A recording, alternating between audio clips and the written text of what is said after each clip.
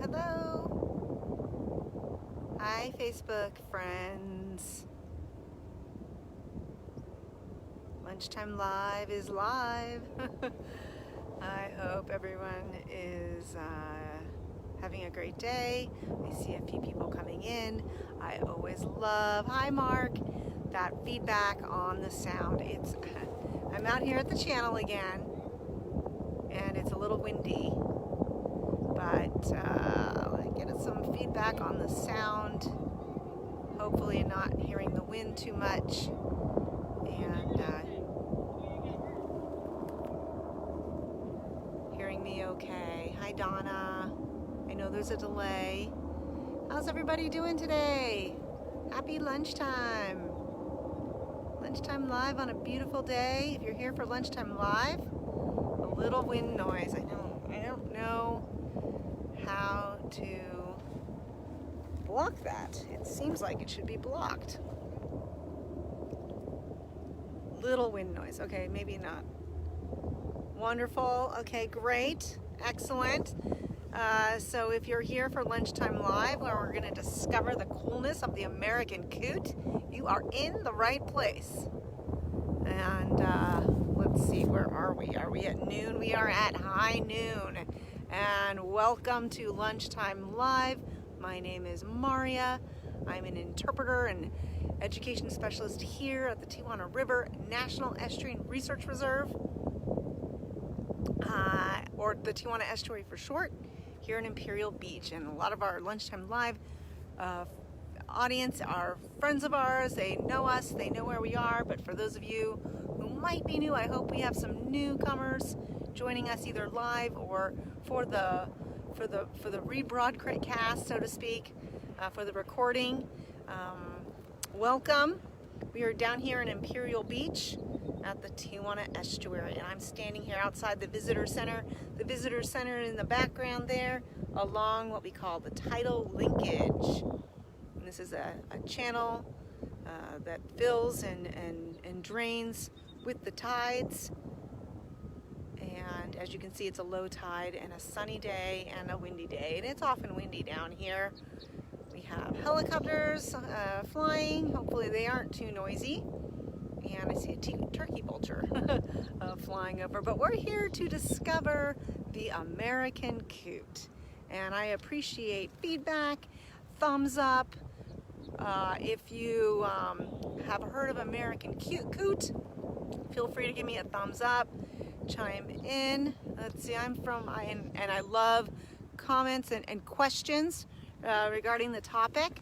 I do my best to answer them throughout the broadcast as well as later. Thank you for joining us up the coast, way up the coast in Washington State, Barb. Thank you. So we love the estuary too, and we love the American Coot. It's one of my first memories of waterfowl here in San Diego when I moved here from Washington, D.C. so long ago now, over 30 years. And so who is the American Coot, right? You may not know that you've seen one before, maybe you haven't, but they are a relatively common waterfowl. So here, since we're using a bird, since we're showcasing a bird today, I've got to use photos unless we get lucky and a coot flies in. But there it is, the American Coot, okay, also known as maybe like a mud hen. Fulica americana. Fulica americana. And this is in the rail family. Okay, so those of us who know the Ridgway's rail, this is in the same family, Rallidae, the rail family. And these are not ducks. These are waterfowl, but not ducks. Who has seen an American Coot? Okay, there it is. Very distinct looking bird. Very distinct looking bird. Gray feathers on most of the body. Medium size, kind of plump. Very chicken-like. Okay, dark head, black head, and neck. That bright red eye. that distinct white beak, okay, longish yellow legs, and long toes, which we'll look at a little bit more in depth. So there it is, the mud hen, the American coot, Fulica americana. Who has seen one before? Who has seen one before? These guys are found all over North America, in marshes, in ponds, in bays, in freshwater, or, you know, salt or brackish. Very general species in that regard. Okay. I'll zoom in a little bit. Okay. Who has seen that? So these guys, you might think they're a duck, you might think they're a chicken. They've got features of both. So let's take a look. I've got some lovely photos with me today. Let's look at that head, because that head is really what is one of their, you know, kind of prominent features that helps with identification. But really, this is it. I don't see too many all black bird. Now I'm gonna get some comments, some opinions about these birds. There we go. Look at that. Look at that eye and that red spot on the forehead. Bright white beak with that distinct marking near the tip. That white, so we can see not a duck, okay? Not a duck. Okay? They're not. Yeah, and these are, like I said, found in all over, but yeah, land and water. I mentioned mostly aquatic environments like marshes and ponds and lakes, but they're often seen walking. My first memories of them are Mission Bay, walking along the grass in big flocks. Okay? So their face, their head is that distinct feature, but so are their feet. So let's take a look at their feet. I got a nice photo of their feet because we do see them walking quite a bit. You know, sometimes I'm more often walking than swimming. Look at those feet. Those long yellow legs end in these kind of bluish feet. Would you call that webbed? Webbed, like ducks? No. Nope. Ever paid attention to the coot's feet?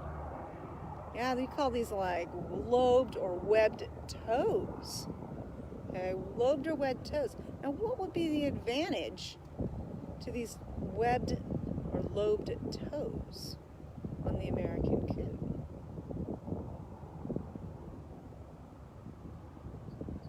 Well, like I said, we often see them walking. They do have crazy feet, okay? But these feet are so cool because these long toes allow them to walk fairly gracefully, as well as walk on mud. So not just golf courses, not just on the land, but on the mud. But they also swim. And this my fault. I did not print a picture of them swimming, but I don't know which program it was, and I was out here doing maybe the Northern Harrier, and it was high tide, and there were coots swimming in this channel, and they're excellent swimmers. Although when they swim, they kind of bob their head, give them a little propulsion, but they swim with that webbing. They can swim. They can swim and they can walk, and this is a huge advantage because they can feed in the water, dabbling for plant material in the water, or they can walk out on land eating grass like I see them in Mission Bay. So they're predominantly vegetarian. Okay, they're predominantly vegetarian. However, they during the breeding season, they like to have some protein. So they will go for worms and beetles and insects or small fish. I didn't know that. I thought they were completely vegetarian, but they do, and during the breeding season, need that little extra protein. Now, when you see sea coots swimming or walking, there are typically several of them. So they tend to be in flocks. A flock is called a cover or a raft. Okay, these flocks. So a group of coots, American coots, is a cover or a raft. Okay, and they don't, like a chicken, they tend not to fly too much. So let's look at them again. Like a chicken, they aren't flying around too much. So they're walking, they are swimming, but we don't really see them flying around. However, they do fly because they migrate. They are migratory, moving to warmer climates in the winter, and then heading back up north during the spring and summer. So they do fly. They tend to fly at night.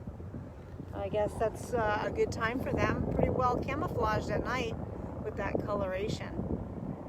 Okay. Now, when they are nesting, the breeding season, which we don't often see in May and June, okay, when they're nesting, they build very elaborate nests, a lot like the light-footed ridgeway rail. Okay, so these nests are in areas that commonly get flooded. So they build them with dead, sedges, plant material, and they build them like rafts. And they float up and down and build a ramp, just like the light-footed ridgeway rail. If you're familiar with that, but we don't see them nesting here. These guys are migratory. Our rails nest here, ridgway's rail. These species, these coots, they nest elsewhere, but they nest in a similar way. Very cool. You could call them some of the top engineers in the bird world. Okay, building these floating nests, and and when it's time to lay the eggs, the female will lay up to 12 eggs. 12 eggs. 12 eggs. But not all at once. 1 egg a day. First eggs bigger than the second, bigger than the third. Okay. Their chicks, yeah.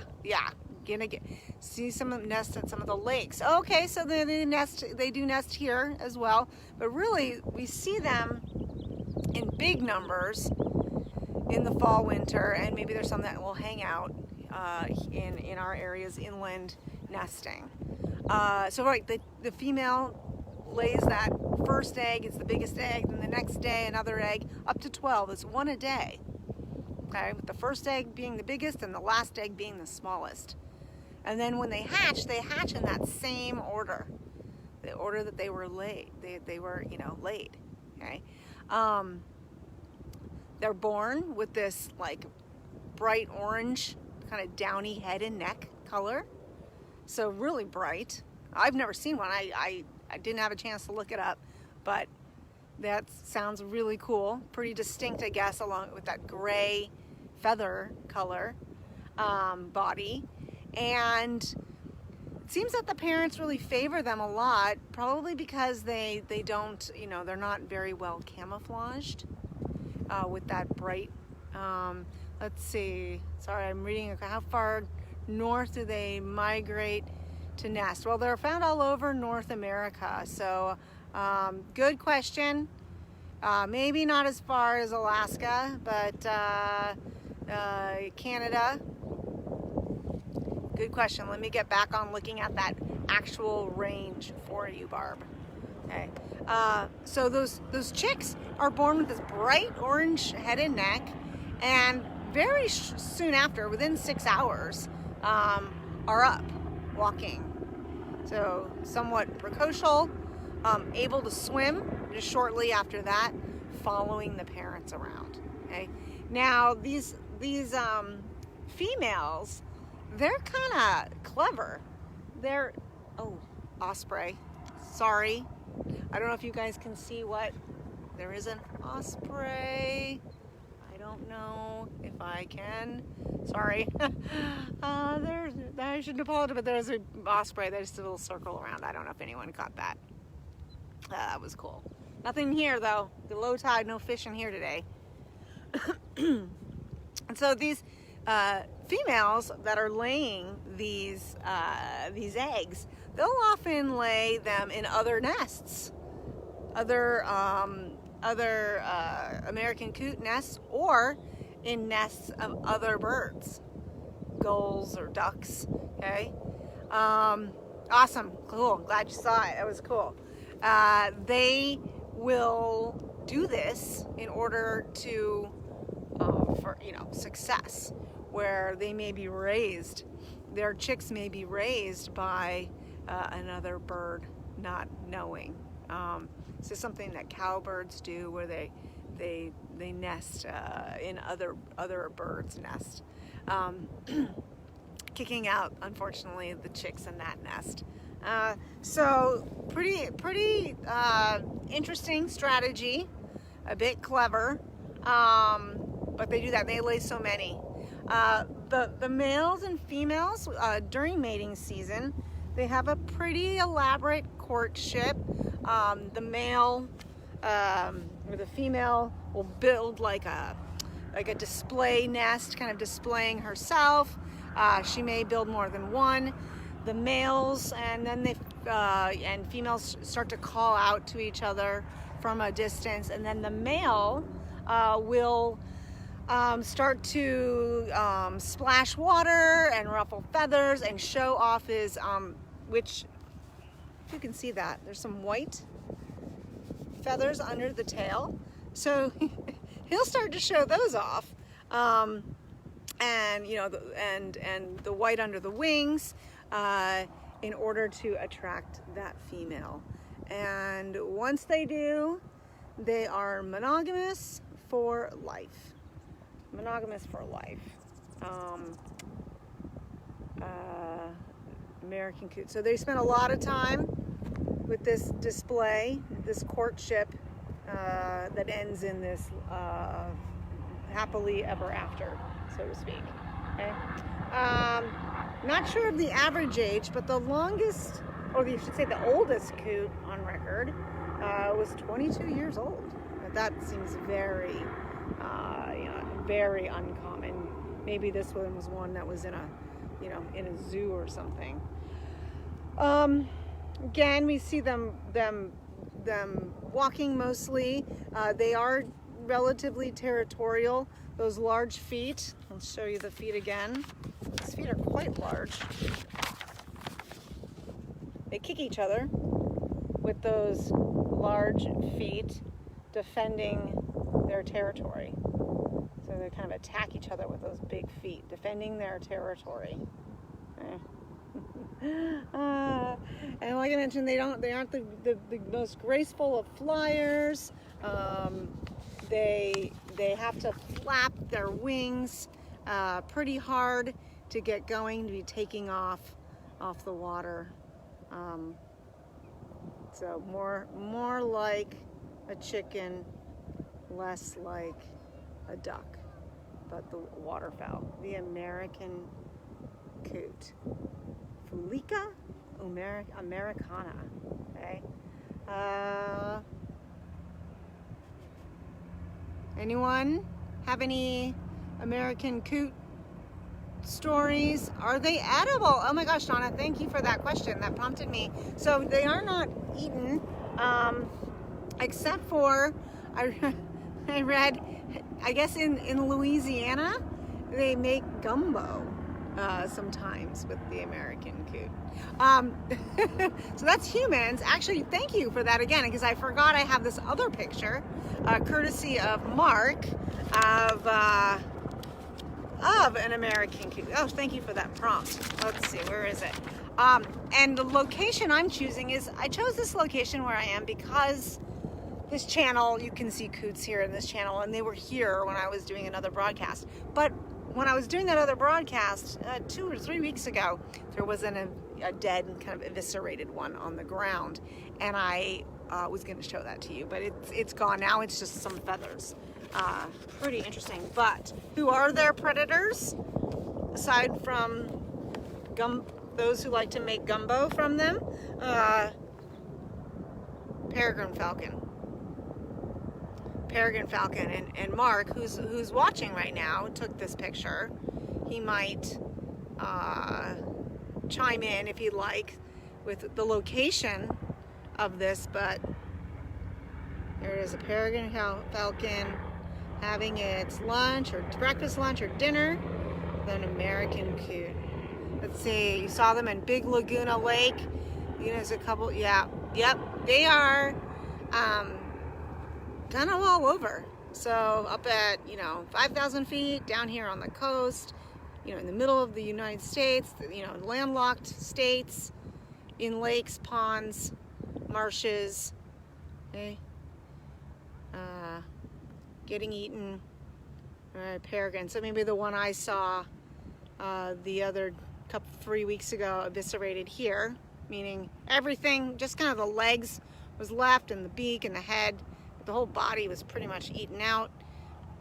I was right here on the edge of this bank where I'm standing. All right, Mark, the San Diego River Estuary near SeaWorld. Thank you. And thank you for that great shot. Okay. And yes, the Peregrine Falcon is a lovely bird. But coots are, American coots, pretty cool too. Things I didn't know about them. They're very, very cool. They, and let me say around here, everybody's somebody's lunch. That's from a book called that. It was always, the food web, the food chain. Everything's got some kind of predator. There's a lot of coots. I mean, they aren't at, when you see them in big numbers. Remember that flock, a raft or a cover. Large numbers.